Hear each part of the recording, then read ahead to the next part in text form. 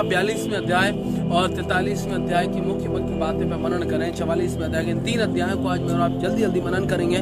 मैं तो 42वें अध्याय में अगर मैं और आप देखेंगे तो अगर स्टार्टिंग की पहली आयत में ही अगर मैं और आप देखते हैं तो वहाँ क्या लिखा है, याकूब जो है वो अपने बच्चों से अकाल पड़ने के बाद क्या कह रहा है। अगर आपको कल की मेरी बातें याद है, मेहरबानी से जल्दी जल्दी टाइप करते चलें। मुख्य बात वो क्या कह रहा है कि हाथ पर हाथ रख के क्यों बैठे हो। पहली बात जो मुझे और आपको सीखने की है अपनी जिंदगी के अंदर वो क्या है कि हाथ पर हाथ रख के मुझे और आपको मुसीबत के दिनों में नहीं बैठना है। निश्चित तौर पर जान लेना, अगर कोई संकट है, कोई परेशानी है, कोई दुविधा है, कोई पीड़ा है, कोई संकट है, कोई लाचारी है, कोई अकाल है या कोई निराशा है, कोई बीमारी है, कोई तंगहाली है, मुझे और आपको हाथ पर हाथ रख के नहीं बैठना है। मैं तो खुदावन के कलाम में लिखा है, खुदा का दास पहली आयत में कहता है, वो कहता है एक दूसरे का मुंह क्यों ताक रहे हो कि वो परेशानी का हल करेगा, कि वो परेशानी का हल करेगा। अरे इस परेशानी का हल करो और एकजुट होकर अपनी परेशानियों से निकलने की कोशिश करो। मैं तो मुझे और आपको परेशानियों के दिनों में अगर मैं और आप बीइंग अ फैमिली है, मैं और आप बीइंग अ परिवार है, तो एक दूसरे के मुख को नहीं ताकना है। मुझे और आपको क्या करना है, मुझे और आपको एक दूसरे के साथ, एक दूसरे के हाथ में हाथ डालकर उस परेशानी से लड़ना है और उस परेशानी का निवारण ढूंढना है। वही तो खुदावन के कलाम में लिखा है कि परमेश्वर ने क्या कहा, एक से भले दो हैं कि अगर एक गिरे तो दूसरा उसे संभाल लेगा। खुदावन के कलाम में सहोपदेशक की पुस्तक में मुझे और आपको देखना है ना। मुझे और आपको मेरे दिलों तमाम उन मुसीबतों में एक दूसरे का साथ देते हुए आगे बढ़ जाना है। मैं तो सच में खुदावन अनुग्रहकारी है। परमेश्वर की योजनाएं मेरे और आपके जीवन के लिए अद्भुत हैं और मेरे और आपकी समझ से परे हैं, कुछ सोच नहीं सकता। मैं तो खुदावन के कलाम में क्या लिखा है, आगे जब वो दोनों सारे भाई जो हैं जब गए मिस्र में, उन्होंने यूसुफ के सामने क्या किया है, दंडवत किया है। मैं तो यूसुफ के सामने ऐसे दंडवत नहीं कर दिया। खुदावन के कलाम में अगर मैं और आप 6वीं आयत में देखेंगे तो वहां क्या लिखा है, यूसुफ के भाइयों ने मुंह के बल गिरकर उसे दंडवत किया है। ऐसे ही दंडवत नहीं किया है, इसलिए दंडवत किया है कि पहले वो कहां पर पोती गुलामी में जब वो था, पोतीफर के घर में ईमानदार रहा। जो जिम्मेदारियां परमेश्वर ने उसे दी उसे उसने पूरा किया। उसके बाद जब वो कैद खाने में चला गया वहां पर वो ईमानदार रहा। उसके बाद जब वो फिरौन के सामने है वहां पर वो ईमानदार है। जो जिम्मेदारियां खुदावंद ने मुझे और आपको दी हैं, मुझे और आपको उन जिम्मेदारियों में ईमानदार रहना है और फलवंत, तब परमेश्वर मुझे और आपको फलवंत और आशीषित रहेगा। आमीन आमीन, है ना। जो जिम्मेदारी खुदावंद मुझे और आपको दे रहा है, मुझे और आपको क्या करना है, उसमें ईमानदार और फलवंत रहना है। दूसरी बात कि जो सपना परमेश्वर ने मुझे और आपको दिखाया है, मुझे और आपको उसे पूरा करने का क्या करना है, प्रयत्न करना है।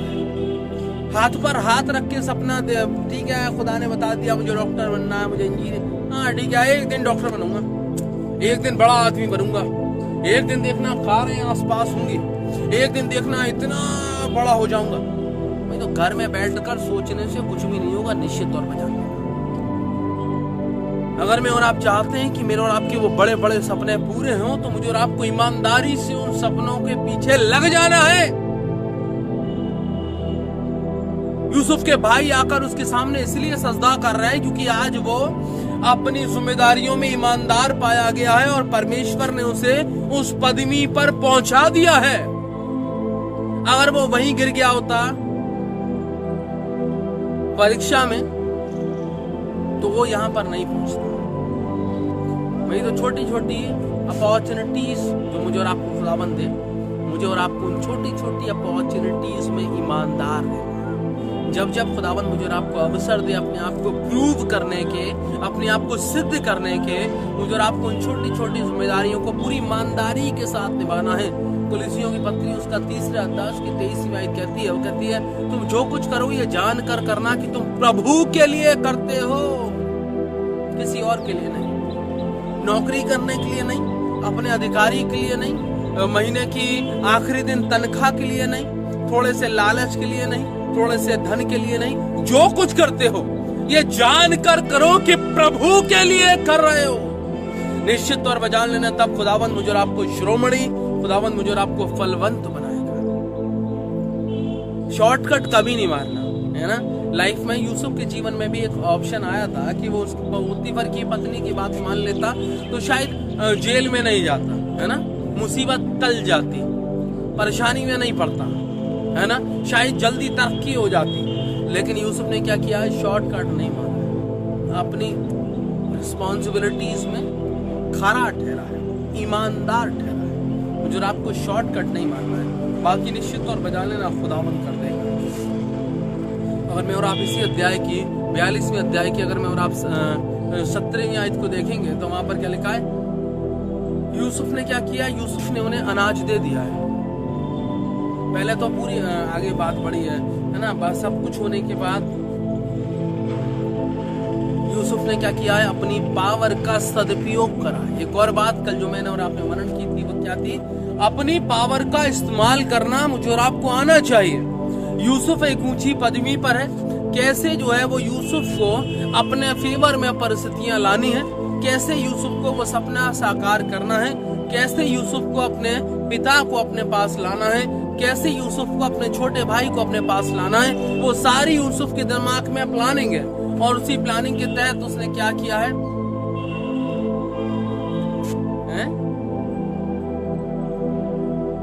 सारी योजना बना ली है। उसने कह दी मैं तुम पर विश्वास नहीं करता, मुझे लगता है कि तुम तो भेदी हो, मुझे ऐसा लग रहा है कि तुम मिस्र देश में क्या करने आए हो, भेद लेने आए हो। क्यों, स्ट्रेटेजी बना रहा है यूसुफ, दिमाग का इस्तेमाल कर रहा है, पावर पोजीशन का इस्तेमाल कर रहा है। भाई तो मुझे और आपको खुदावंद ने क्या किया है, पदवी दी है, पावर दी है, पोजीशन दी है, और मुझे और आपको उस पावर को क्या करना है, उस पावर को सदुपयोग करना है, उस पावर का सही इस्तेमाल करना है। भाई तो ऐसा नहीं कि ताकत आने के बाद में और आप घमंड से भर जाएं, ऐसा नहीं कि पावर आने के पास, ताकत आने के पास में और आप अहंकारी हो जाएं, अहंकार से भर जाएं। यूसुफ के जीवन में अहंकार देखने को नहीं मिलता है, लेकिन अपॉर्चुनिटी को इस्तेमाल करना उसे आता है ना। उसने क्या किया है, उसने अपने भाइयों से क्या, फिर क्या हुआ, उसने कहा ठीक है एक काम करो, 3 दिन जेल में डाल दो। मैं और आप जो कुछ संसार में करते हैं, एक और मुख्य बात मुझे और आपको सीखने को मिलती है, वो पलट कर कहीं ना कहीं मेरे और आपके जीवन के अंदर आता है।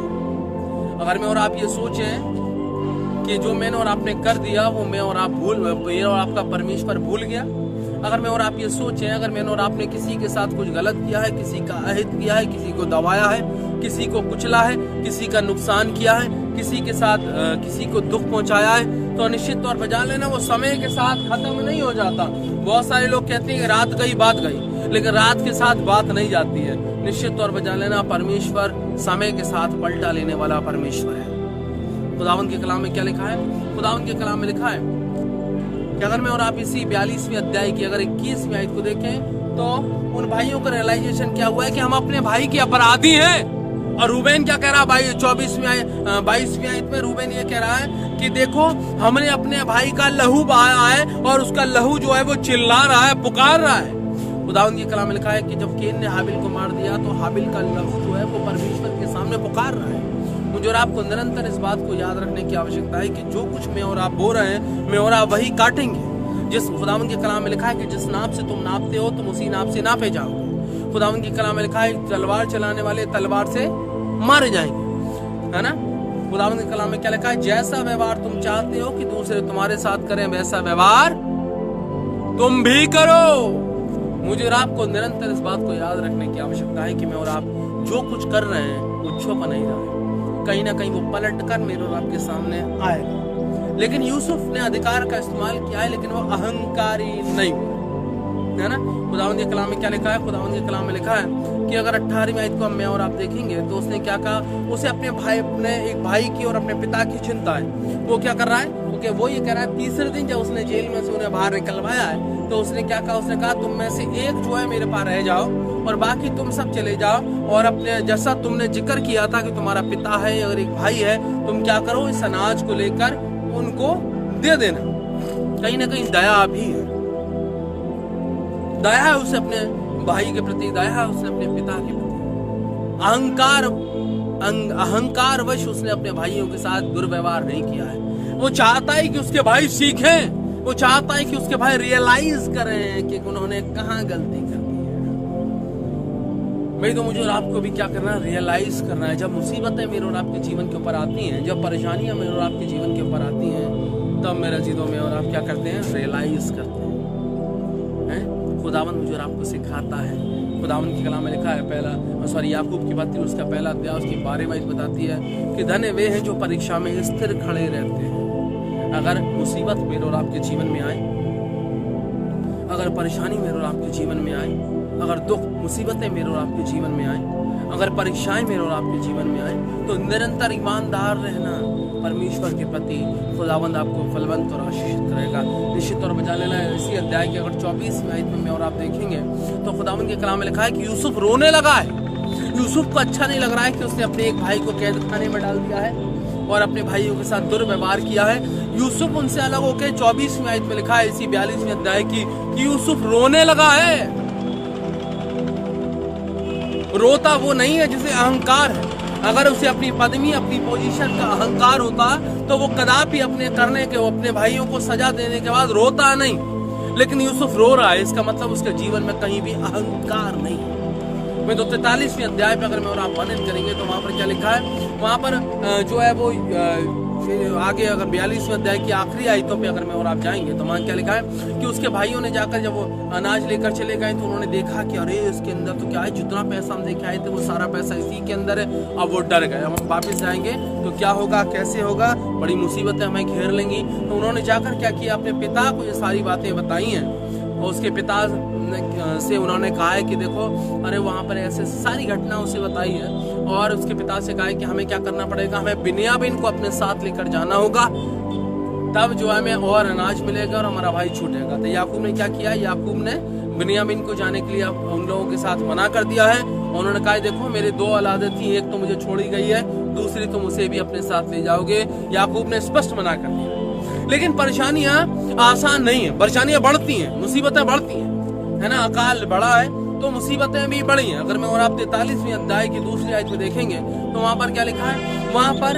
अब जब बहुत ही भुखमरी फैल गई है, मरने की नौबत आ गई है, तो याकूब ने क्या कहा, याकूब ने अपने बच्चों को बुलाया और उससे कहा कि ठीक है अगर इतनी मुसीबतें हैं तुम इस बिन्यामीन को भी ले जाओ। लेकिन बड़ी अद्भुत बात वहां पर है, वहां पर क्या है, वही भाई जो यूसुफ को मारे पीटे और कुचले थे, वही भाई जिन्होंने यूसुफ के साथ अनादर किया था, उन्हीं भाइयों ने जिन्होंने यूसुफ को बेच दिया था, उन्हीं भाइयों के जीवन में कितने बड़े अद्भुत जो है वो योजना परमेश्वर ने उनके माध्यम से बनाई है। वो क्या है, अगर मैं और आप 43वीं अध्याय की अगर मैं और आप 11वीं आयत में देखेंगे तो याकूब क्या कह रहा है, याकूब अपने भाइयों से कह रहा है कि तुम क्या करो, उत्तम उत्तम भेंटें लेकर जाना, ऐसे मत चले जाना उसके पास, वो बड़ा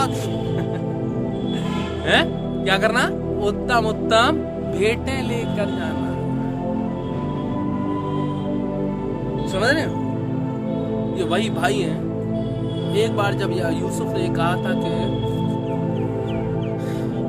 मेरे पूले के सामने तुम्हारे पूले दंडवत कर रहे हैं, तो इन भाइयों को इतनी बुरी लग गई थी कि उसे मारा पीटा, उसका अंगरखा उतार लिया और उसे गड्ढे में डाल दिया, उसे बेच दिया। आज वही भाई है जो उसके शत्रु थे। परमेश्वर ने क्या किया है, परमेश्वर ने एक बड़ी योजना को निर्धारित किया है। मैं तो खुदावंद के कलाम में भजनकार क्या कहता है, भजन 23 में कहता है, क्या कहता है, वो कहता है कि वो मेरे शत्रुओं के सामने मेरे लिए मेज बिछाता है। Praise the Lord. क्या कहता है, मेरा परमेश्वर क्या करता है, मेरे शत्रुओं के सामने मेरे लिए मेज बिछाता है।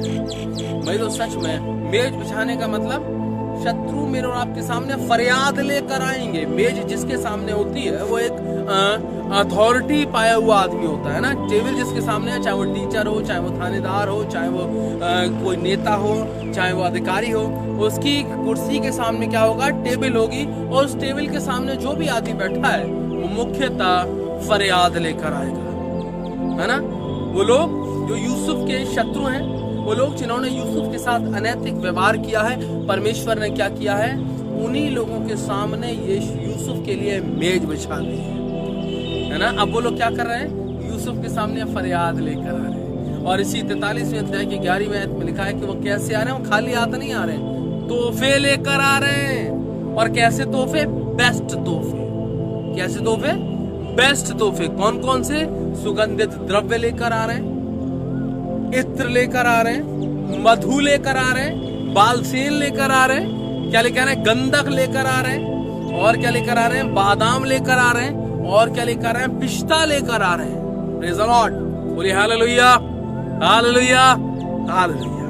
मैं शत्रु, वो दुश्मन जो कहीं ना कहीं मेरे और आपका बुरा करने की कामना करते हैं, वो लोग जो मेरे और आपकी मजाक उड़ाते हैं, वो लोग जो मुझे और आपको हल्के में लेते हैं, निश्चित तौर पर जान लेना परमेश्वर उनके सामने और मेरे और आपके सामने दस्तरखान बिछा देगा, मेज बिछा देगा। परमेश्वर अगर आपके साथ है, परमेश्वर अगर हमारे साथ है, परमेश्वर अद्भुत युक्ति कर देगा। मेरी और आपकी समझ से बाहर होगा कि परमेश्वर कैसे कर देगा, कब कर देगा, क्यों कर देगा। बस परमेश्वर ही है जो मेरे और आपके जीवन का रक्षक है। परमेश्वर के साथ ईमानदार रहें, अपने खुदा के साथ ईमानदार रहें, अपने परमेश्वर के द्वारा दी हुई जिम्मेदारियों के लिए ईमानदार रहें। निश्चित तौर पर जान लेना परमेश्वर मुझे और आपको फलवंत, मुझे और आपको आशीषित और मुझे और आपको अपने जोरावर हाथों में ले लेगा। मुझे आय क्या लिखा हुआ है? निश्चित तौर पर जान लेना खुदावन के कलाम में लिखा है, क्या लिखा है? जब वो और खुदावन के दास ने कहा है, जितने पैसे तुम्हारे बोरे में हैं उससे दुगने ले जाओ, थोड़े मोड़े मत लेना। कितने लेना? दुगने ले जाओ भैया। ऐसे काम नहीं चलेगा, है ना? ऐसे काम नहीं चलेगा। क्या करना?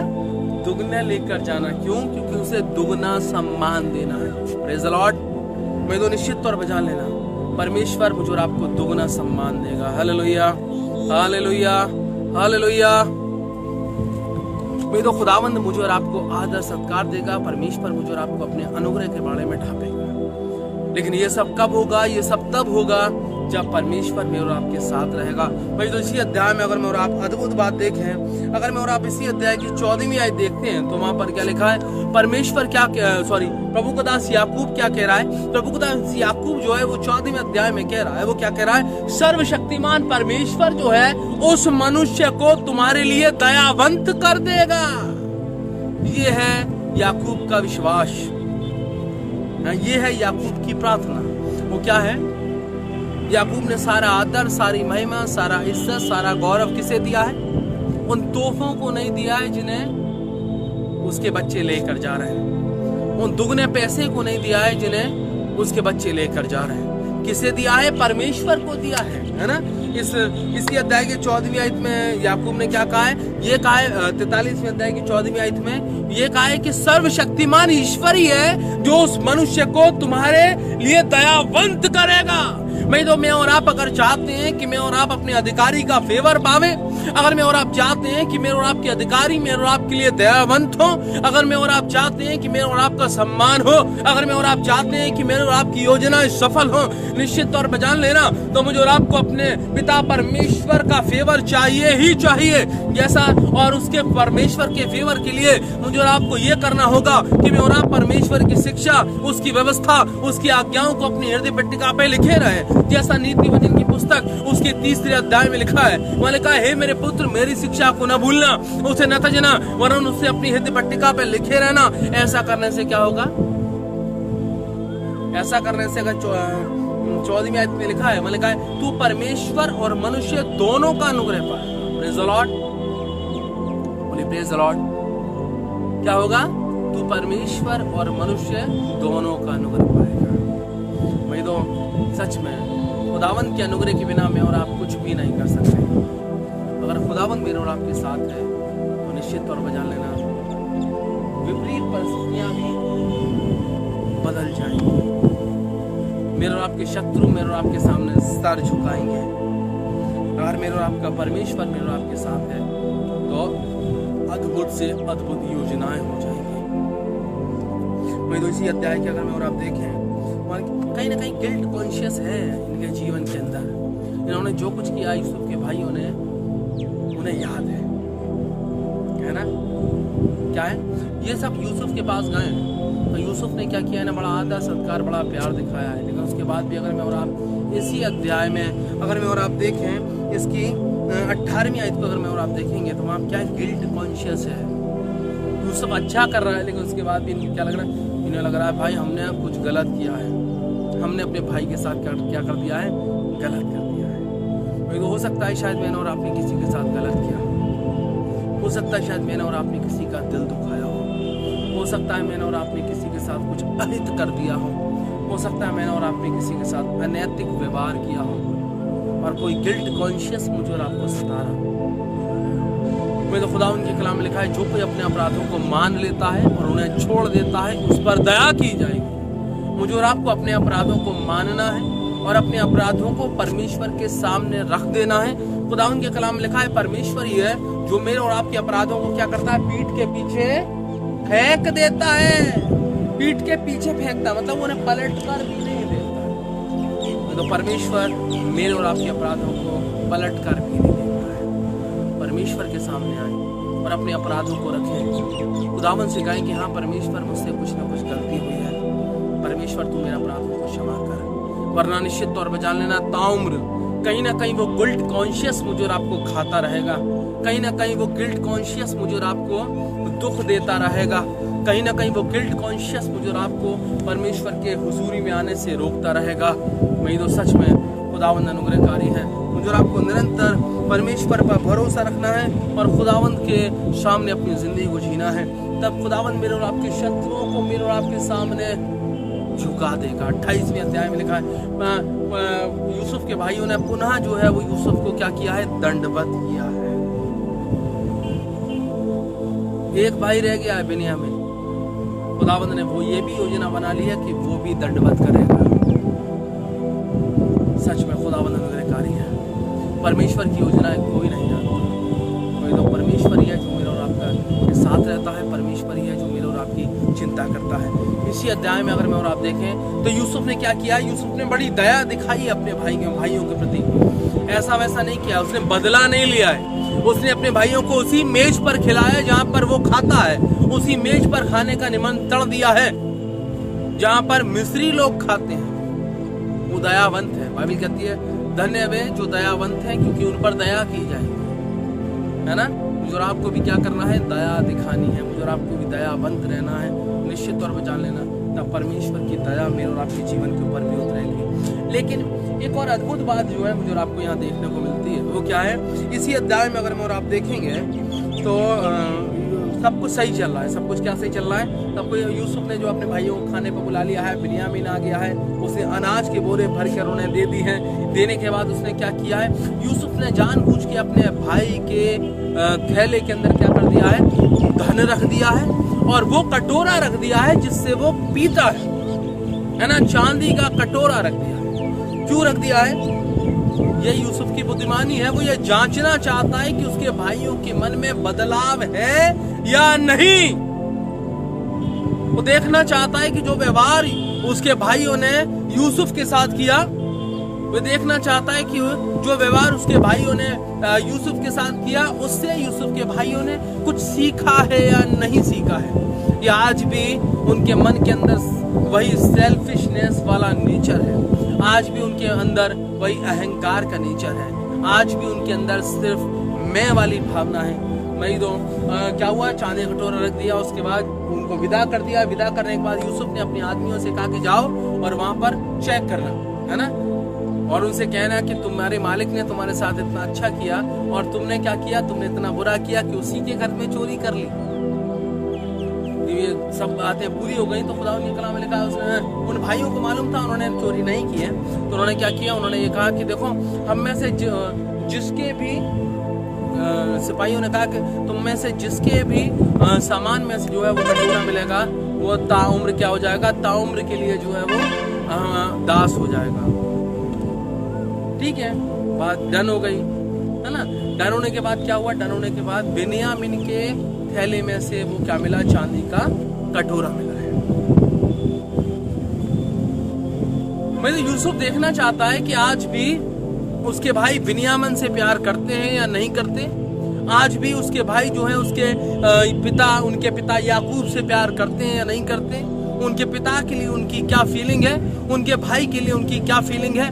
मैं तो कहीं ना कहीं यूसुफ ये देखना चाहता है कि उनके भाई इस लायक हैं या नहीं कि उन्हें जो आदर सत्कार यूसुफ ने दिया है वो आदर सत्कार वो ग्रहण कर सके।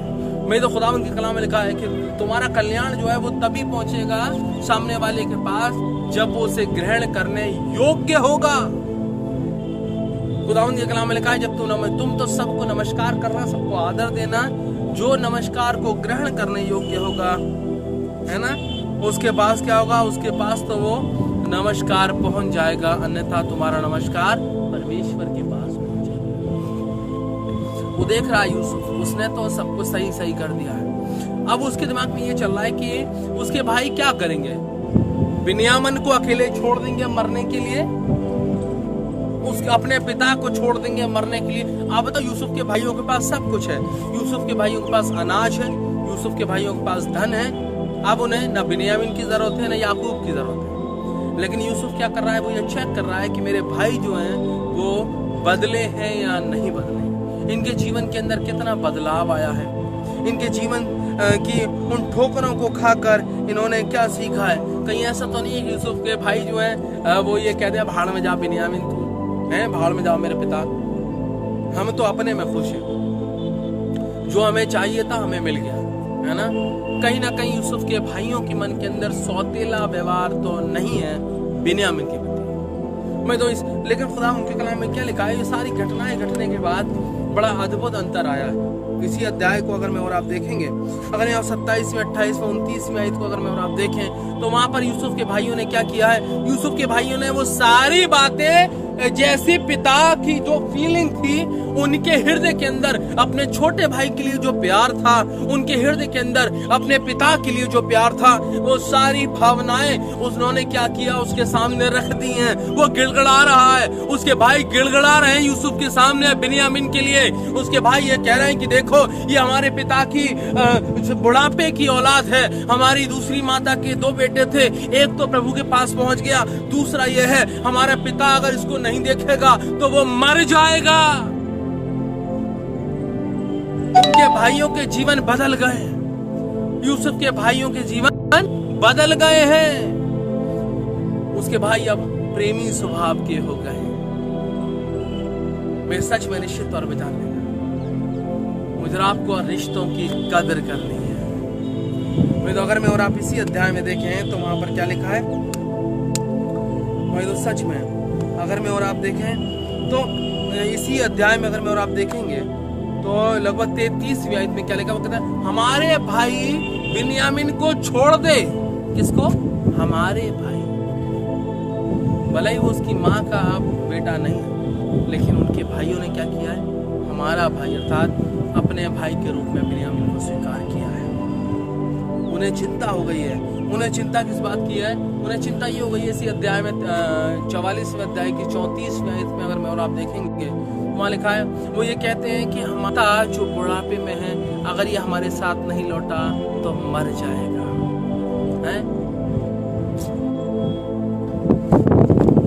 जीवन बदलते हैं, सोच बदलती है। मेरे तो ऐसा नहीं है कि अगर एक बार किसी ने मेरे और आपके साथ गलत कर दिया तो मैं और आप जिंदगी भर उसके लिए गांठ बांध के रहे। ऐसा नहीं है अगर एक बार किसी ने मुझे मेरे और आपके जीवन के लिए कुछ गलत कर दिया, एक बार किसी ने अगर मुझे और आपको धोखा दे दिया, अगर एक बार किसी ने मेरे और आपके रिश्ते की कदर नहीं करी, ऐसा नहीं अगर किसी ने एक बार मुझे और आपके साथ जो है वो बुरी युक्ति या बुरी योजना बना ली तो वो जीवन भर ऐसे ही रहेगा। मन बदलते हैं, भावनाएं बदलती हैं। परमेश्वर मनुष्य की सोच को बदलने वाला परमेश्वर है। मैं यूसुफ के भाइयों की सोच बदली है। इसमें मेरे दो अंतिम मुझे और आपको 2 बातें याद रखने की है। वो क्या है? नेचर बदल जाता है ना। लोग क्या कहते हैं, ये इसकी फितरत कभी नहीं बदलेगी, है ना, लेकिन फितरत बदलती है। हो सकता है अगर किसी ने आपके साथ कुछ गलत कर दिया हो, उसे मौका दें, उसे अवसर दें, उसे अवसर दें बदलने का, उसे अवसर दें अपने आप को सिद्ध करने का, उसे अवसर दें अपने लिए भलाइयां करने का,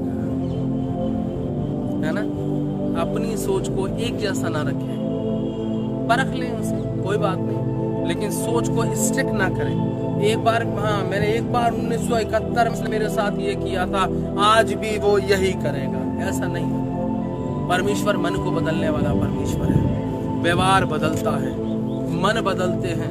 मौका दें अपने रिश्तों को, मौका दें अपने बच्चों को, मौका दें अपने पड़ोसियों को, मौका दें अपने बहन भाइयों को, मौका दें अपने दोस्तों को, मौका दें अपने पति अपनी पत्नी को, मौका दे अपने सास अपनी ससुर को, मौका दे अपनी बहू को। निश्चित तौर पर जान लेना परमेश्वर कब किसकी जिंदगी को कहां बदल देगा कोई नहीं जानता। खुदावन मन को बदलने वाला परमेश्वर है, खुदावन जिंदगी को बदलने वाला परमेश्वर है।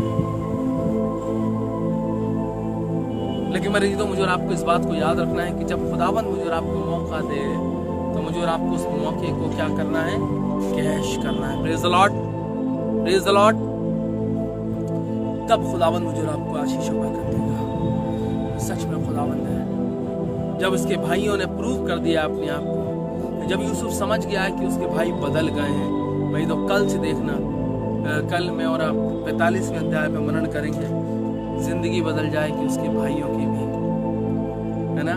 पुरानी बातों को त्याग देना चाहिए, पुराने गांठों को खोलकर फेंक देना चाहिए, पुराने मन मुटावों को खोलकर फेंक देना चाहिए, पुरानी बुरी सोचों को, बुरे संबंधों को, बुरी यादों को निकाल कर फेंक देना चाहिए और एक नए रिश्ते की शुरुआत करनी चाहिए, एक नई जिंदगी की शुरुआत करनी चाहिए, एक नए संबंधों की शुरुआत करनी चाहिए, एक नई सोच की शुरुआत करनी चाहिए। हो सकता है शायद कहीं ना कहीं मेरे जो आपके दोस्त ने आपका दिल तोड़ दिया हो, आपका अहंकार उसके साथ आपको कंप्रोमाइज करने के लिए रोक रहा हो। लेकिन बाइबल कहती है कि जैसा शायद आप इंतजार कर रहे हो कि मेरी बहन मुझे मनाएगी, मेरा दोस्त मुझे मनाएगा, मेरा भाई मुझे मनाएगा, मेरी सास बहू मुझे बनाएगी, मेरा पिता मुझे मनाएगा, मेरी माता मुझे बनाएगी, मेरी तो हाथ बढ़ाने की आवश्यकता है। हाथ बढ़ाकर तो देखें जिंदगी बदल जाएगी, सोच बदल कर तो देखें जिंदगी बदल जाएगी। अगर उसके भाई यूसुफ के भाइयों ने अगर सोच नहीं बदली होती, अगर यूसुफ के भाइयों ने ये सोचा होता बिन्यामीन दूसरी माँ का है, भाड़ में तो हम तो अपने घर चलते हैं, हमें तो अनाज मिल गया, अब हमें क्या मतलब इससे। उनके जीवन में जो बरकतें आने वाली हैं वो नहीं आती, उनकी बरकतें वहीं रुक जाती। अहंकार से निकलो, उस अपनी सोच को तोड़ो, अपने ईगो से बाहर आओ, झुकना सीखो। यीशु मसीह ने कहा जो छोटा है वो बड़ा किया जाएगा और जो बड़ा है वो छोटा किया जाएगा। यीशु ने कहा जो पिछला है वो आगे किया जाएगा और जो पिछला किया जाएगा। मैं उस गांठ को निकाल कर फेंक दो, तोड़ दो, उस गांठ को निकाल दो, उस मैल को निकाल कर फेंक दो। अगर आपके मन में किसी के लिए कोई बैर है, अगर आपके मन में किसी के लिए कोई द्वेष है, अगर आपके मन में किसी के लिए किसी भी प्रकार का बुरा मैल है, उसे धो दो मसीह यीशु के नाम में, जिंदगी बदल जाएगी। खुदावंद आपको फलवंत और आशीषित कर देगा। सोच बदल जाएगी, हालात बदल जाएंगे, परिस्थितियां बदल जाएंगी और खुदावंद मुझे आपको वो बरकतें देगा जो मेरे आपकी समझ से, मेरे आपकी सोच से, मेरे आपके व्यवहार से बड़ी होगी। Praise the Lord. उम्मीद करता हूँ हम सब खुदावंद में सुरक्षित हैं, फलवंत हैं, खुदावंद के चरणों में आ जाएं, खुदा के साथ संबंध बनाएं और अपनी जिंदगी को बदल कर देखें। परमेश्वर फलवंत, आशीषित और महिमा में कर देगा।